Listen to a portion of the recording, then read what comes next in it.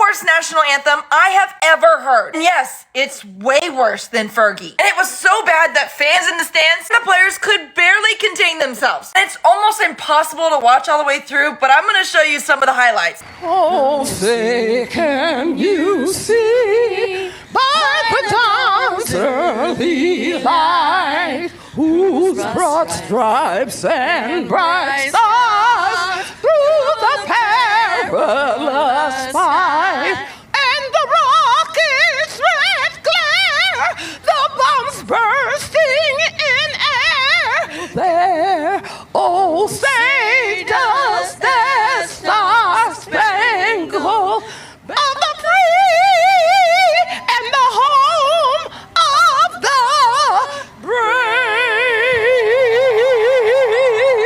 通勤通学中の皆様おはようございます。福田の世界時事ニュースの時間です。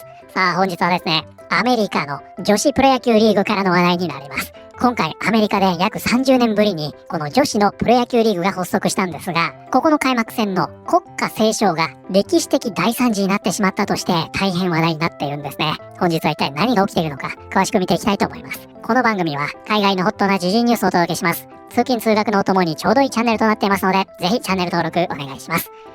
それでは本題です。こちらね、見えておりますが、今回アメリカで約30年ぶりとなる女子のプロ野球リーグが開幕いたしました。そしてこの記念すべき日にモータウンの伝説的歌手マーサ・リーブスが国歌斉唱を担当するんですが、これがあまりにもひどいとして大変話題になっているんですね。これがですね、2018年の NBA におけるファーギーの国歌斉唱の大惨事を超えるんじゃないかと、このように言われてしまっているというんです。WPBL 初戦での異例の国歌斉唱に選手たちは笑いをスタイフォーするのに苦労するということで、早速ですがこちらですね、スタイフォーとあります。こちらが本日のキーワードになります。Stifle。息ができなくなる、窒息するということで、こちらね、スタイフォーというのは窒息させるという意味になります。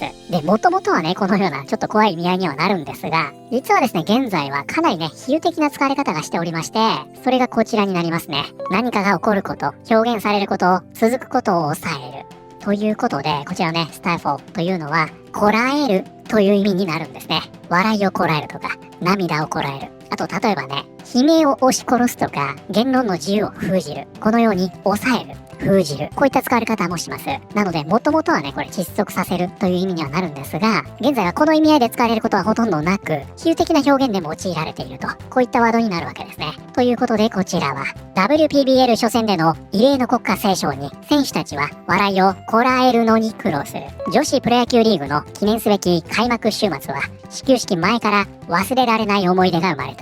試合開始直前、モータウンの歌手マーサ・リーブスが2人のバックシンガーと共にグラウンドに登場。星条旗を歌唱した。つまりこれアメリカの国歌ですね。これを歌ったと。リーブスが独自のアレンジで国歌を歌う中、中継には選手や観客が笑いをこらえようとする様子が映し出されていた。ということでね、こちらでは何が起こったかと言いますと、今回イリノイ州でアメリカで約30年ぶりとなる女子のプロ野球リーグが開幕いたしました。で、このアメリカのね、女子プロ野球リーグというのは、これまでね、本当に色々ありまして、それがね、非常にわかりやすく描かれている一本の映画があります。それがね、こちら、1992年になりますが、A League of Their Own。これ放題がね、プリティリーグと言いますが、この映画なんですね。皆さんご覧になりましたか？これ。主演がね、ここに見えております、ジーナ・デイビース。で、一応ね、助演ということで、こちらトム・ハンクスも入ってるんですね。これ本当にね、結構豪華で、ここね、マドンナも出ておりまして、このテーマ曲も歌ってますよね。そしてなんと、この映画のね、音楽担当してるのが、ハンス・ジマーなんですよ。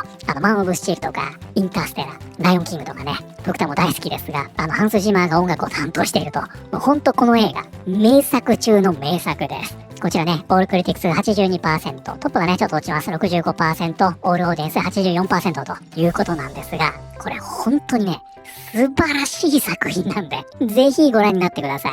ジーナ・デイビス主演の映画は、このプリティリーグとテルマ&リーズ。これは見て損ありません。この映画が題材にしているのが、こちらです。これね、日本語のウィキにもあるんですが、全米女子プロ野球リーグ。ここにありますね。1943年から1954年まで12年間運営されていたということで、これがね、初めて発足した女子のプロ野球リーグなんですよ。で、この時はね、男性が、第二次世界大戦で徴兵されてしまったため、代わりに立ち上げられたんですね。で、これにまつわる様々なドラマというのがが、このプリティリーグで描かれています。今だとね、Unext で配信されてるんじゃないかなと思います。ぜひね、ご覧になってください。やっぱりアメリカはね、野球の映画いいですよね。先日、フィールド・オブ・ドリームスなんかもご紹介しましたが、ほんと負けないくらいの素晴らしい作品となっています。で、この全米女子プロ野球リーグというのは、1954年に終わってしまうんですね。で、このプリティリーグが公開された5年後ですね、1997年、ここでレディースプロフェッショナルベースボールリーグが発足します。なんですが、これはね、短命になりまして、この翌年に消滅してしまったということで、ここから約30年後、こちらですね、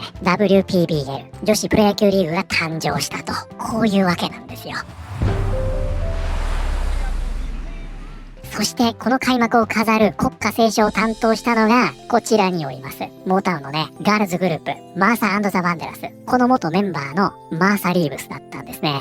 すると、この国歌斉唱があまりにも独特すぎるとして、大変話題となりました。マーサ・リーブスと2人の女性が国歌斉唱を任されたが、3人は冒頭からひどく音程を外し、あっという間に演奏は崩れてしまった。さらにそれぞれ異なるテンポで歌い始めたため、音程のズレは一層際立つ結果となった。その場で起きていることに笑いをこらえようとする観客の様子が何人もカメラに映し出され、言葉にせずともその思いを表していた。Oh, say can you see by the dawn's early light whose broad stripes and bright stars through the perilous fight and the rocket's red glare, the bombs bursting in air there. Oh, say does that star-spangled of the free and the home of the brave. ということで、この国歌斉唱ね、ものすごいことになってしまったんですね。でね、これもう多くの方が指摘しているんですが、ここですよ。ここでね、はい、ここです。どうぞどうぞと。これやるんですね。ダチョウ倶楽部さんのね、伝統芸とされております。どうぞどうぞ。ここからですね、このマーサー・リーブスさん、本領を発揮していくことになりまして、これがね、大変なことになっていくわけですね。ちょっとね、見ていきましょうか。And the rocket's red glare, the bombs bursting in air. もうここでね、どうぞどうぞってやってから、すごいことになってしまうんですよ。ということで、こちらね、ピープルの記事になるんですが、ここでね、ファーギーと言ってます。こちらのタイトルでもそうです。ファーギーが王座転落ということで、これね、何を言っているかというと、こちらなんですね。アーティストのファーギー、皆さんご存知ですか？元ブラックアイドピースのボーカルですね、ファーギー。彼女がね、NBA のオールスターゲームで、やはり国歌斉唱するんですよ。で、この時に、この国歌をね、アレンジしすぎたんですね。わかりやすく言うと、マリリン・モンローが JFK にハッピーバースデーの歌歌ったでしょ。あれすごい有名じゃないですか。あれを国歌でやったと。こんな感じです。で、これによりですね、このファーギー大炎上いたしまして、彼女後にね、だいぶ反省していたようですが、つまり今回のこの国歌斉唱というのは、ファーギーを超えたと。このように伝えられているんですね。で、この時の模様がね、この歌もそうなんですが、これを聴いてる人たちですよね。これもそうですが、あと観客ね、こちら映されてるんですが、明らかにね、この彼女もそうです。必死に笑いをこらえておりまして、図らずもね、笑ってはいけないシリーズになってしまったと。だから多分この後ね、彼女、ハイキックあたり食らってるんじゃないかなと思いますが、こういう状態になってしまったんですね。アウトって言われる瞬間見ます？ちょっとよく見といてくださいね。There, oh, say アウトでしょ。ちょっと待って、もう一回見たい。There, oh, say このように選手、観客、そして審判までもが必死に笑いをこらえながら、この国歌斉唱を聞いていたと。ファーギーは本当に国歌斉唱ワーストの座を明け渡すことになるかもしれない。最初に見た時は本当にこんなことが起きているなんて信じられなかった。それに笑いをこらえようとする選手や観客への切り替わる映像がもう面白すぎてダメだった。私たちが考えていることを表している表情。彼女の立場を想像してみてよ。これ以上ないくらい大変な役目だったろうね。音楽監督はどこにいたんだ？一緒に歌ってる音痴な女性たちは誰なんだ？彼女が無理なく歌えるキーを選んで伴奏を少しつけてあげて、高音部分だけでも一度リハーサルしておけばよかったのに。そうしていればもっといいパフォーマンスになっていただろう。全く一体誰がこれを仕切っていたんだ？あの審判が面白すぎる。あれほどまでに最後まで平静を保ち、集中し続けた人はいないよ。ファーギーが王座から引きずり下ろされる日が来るとは夢にも思わなかった。もしかしたらその日が来たのかもしれない。